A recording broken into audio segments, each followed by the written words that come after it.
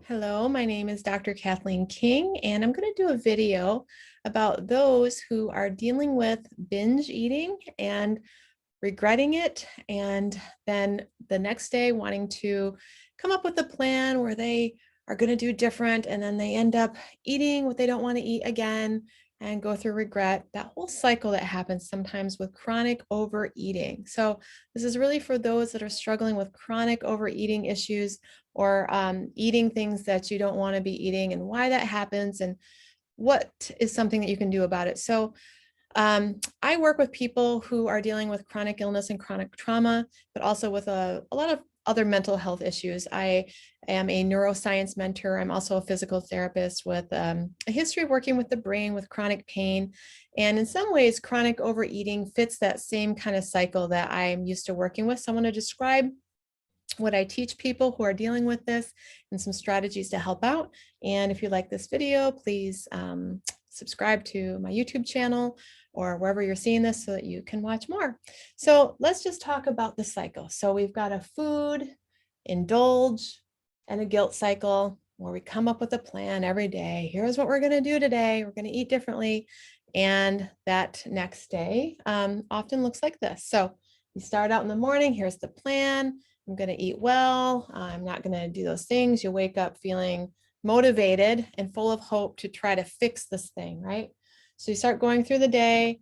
And then usually what ends up happening at some point is there becomes a desire to eat the food that you don't want to eat. Maybe you get through the whole day and this only happens in the evening, but at some point, this desire to eat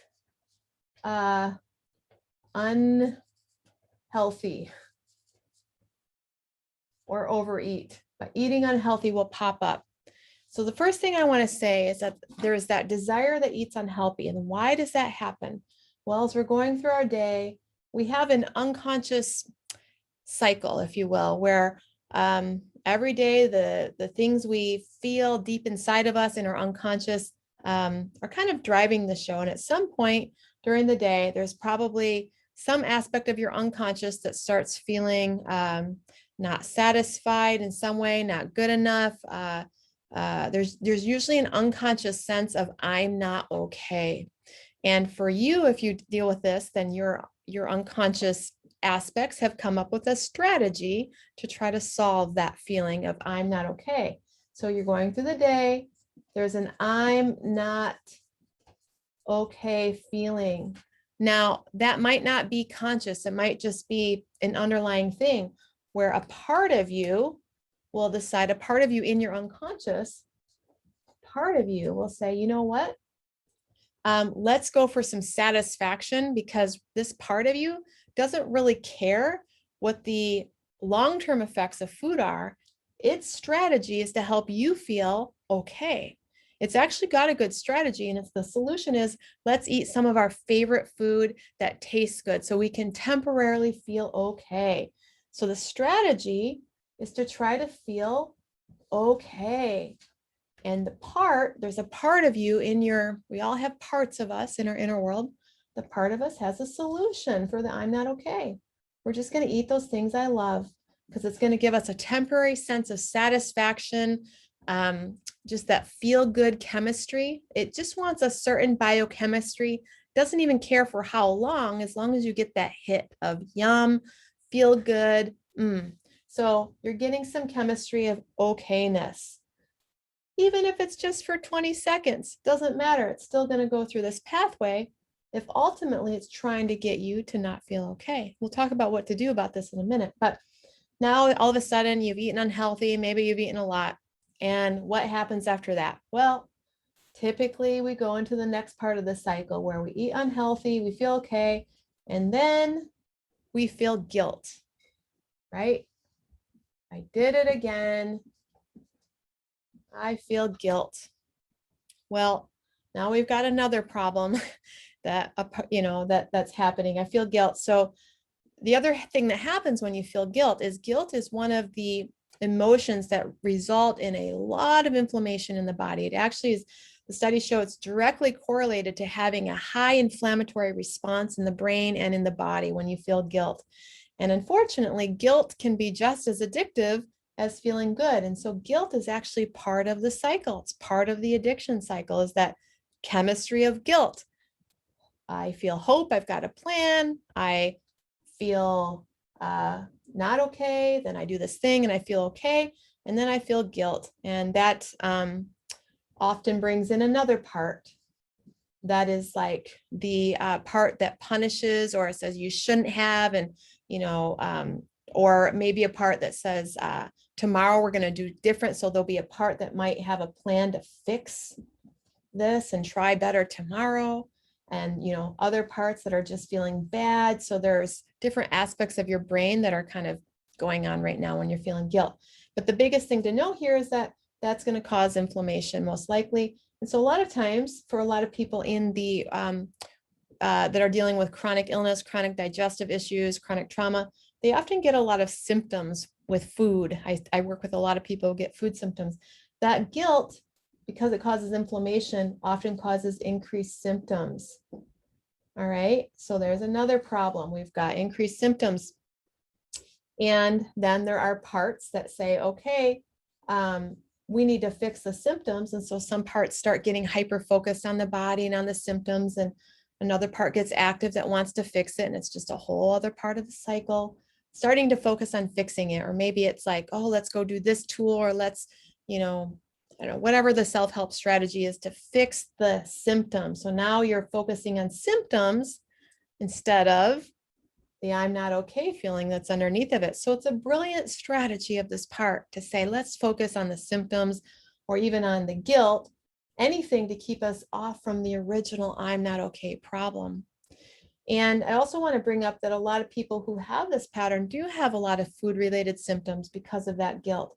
And even if you were to just knock this piece out of the cycle alone, like even if you did this stuff, if you didn't have the guilt, you'd probably have a heck of a lot less symptoms, and you would, generally feel better. But that's another point. So you've got symptoms, you've got a part that's saying, okay, now let's just focus on the body and focus on fixing it and focus on a strategy. And so you become obsessed with your symptoms. And then eventually, the next day comes and you've got a new strategy. Okay, we're gonna have this new plan because we don't want to eat, and we don't want to eat poorly, and we don't want to feel symptoms. So you start off with a plan, and that plan gives you the chemistry of hope pretty much every day. It's a big chemical cycle. It's a big chemical addiction cycle here. And yet you'll go through the day, same thing will happen pretty much for most people. That's what I see. So what do? How do we break this cycle? Well, we break the cycle by figuring out what the core issue is in the first place. And the core issue in the first place is pretty much always with something like this, or whether it's a chronic pain cycle or chronic whatever, it's almost always the underlying feeling of I'm not okay, and deep emotions that you haven't been able to consciously be present for and consciously hold in the light of what I call your adult main personality. So it's the inability to be with difficult old emotions and be non-resistant. If you were to say the plan today is to say, I am willing to feel what's in there and hold space for that, and use whatever strategies you need to do to have somatic presence. This is something I teach a lot about in my mentorships and in my classes and my coaching, is how to handle this first part right here. That's the key. How do you handle the underlying feeling that's probably pretty bad if you've got this amount of this cycle going on? I'm not okay. There's usually deep shame, deep unworthiness, deep unlovability, deep not good enough. That's what you need to learn to work with. And that's where, whether it's doing brain retraining practices, working with a coach, taking different programs, somatic experiencing, your plan needs to be with the willingness to say, I'm going to be with I'm not okay. Because if you can teach these parts of you that there is an adult in you that can handle it, that can handle that feeling and be with it, then these parts don't have to come up with a strategy to distract you from it. They're just trying to help you. The strategy is like, oh, she's not feeling okay. Let's make her hungry for this thing. the parts are like, oh no, she's feeling guilt. Let's focus on fixing it, you know? So it's just strategies, all right? And they're brilliant strategies. They work. They keep you from being present with yourself in a non-resistant way. So this is what the purpose is of everything I do, everything I teach. And what I think that would be so important for anyone out there struggling with this is to say, you know what, I'm willing to learn how to be with difficult feelings. And to me, that's what primal trust is. That's what learning how to find self-compassion is for, is to be able to hold space, so that by holding that space, what happens is you don't need the strategy. By holding that space, it breaks this whole cycle up, right? You might be left with this feeling, but at least this cycle ends. And from there, once you're able to be with that feeling, you're able to be with the feeling of I'm not okay, and you learn how to cultivate primal trust, you learn how to cultivate your adult main personality, and shift your underlying identity to someone that feels inherently enough. Eventually you can feel that feeling of I'm not okay, but reorient to this inner sense of the truth is I am okay at my core. But that takes a lot of training in your neural pathways and practice. It takes knowing who you are. It takes getting in touch with your purpose, what it is you're here to do. When you can get in touch with your purpose and you start living your purpose, even though a part of you might not feel okay, there's a much bigger part of you that says, you know what, I'm living my purpose. I'm doing things I love. I'm okay now. I'm okay now. And then the past and the present start to merge together. And you can shift yourself out of that old addictive cycle that we just did, that was full of guilt, shame, even hope. And so that's kind of the overall. Of course, there's a lot more to it when it comes to chronic eating stuff. But, you know, as a neuroscience mentor, as a physical therapist that's worked a lot with chronic pain, this has a similar cycle as chronic pain. So if you have chronic pain, you can kind of apply that same cycle to chronic pain. Pain is just a distraction from what's there underneath of it all.